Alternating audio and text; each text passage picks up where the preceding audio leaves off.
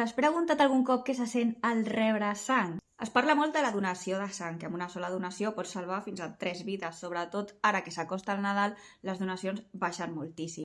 Em dic Yaiza, he passat per un càncer hematològic i un trasplantament de mèdula òssia i he rebut moltíssima sang. Així que ara t'explicaré quines sensacions tenim els pacients quan ens estan transfonent aquesta sang. El primer que vaig notar la primera vegada que em van fer una transfusió de sang era molta caloreta, com si t'abracessin des de dins. I una cosa que em feia molta gràcia fer era fer-me una foto o mirar-me al mirall abans i després perquè canviava de color totalment.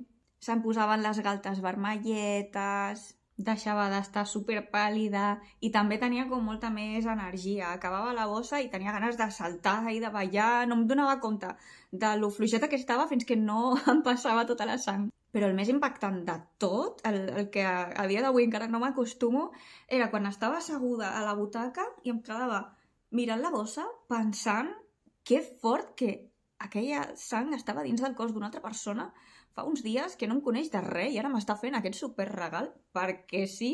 I de mentre passava la sang, jo només pensava, però qui és, com es diu, d'on ve, quants anys té, és un home, és una dona, que només volia dir-li t'estimo. Moltes gràcies, donants, per aquest regal.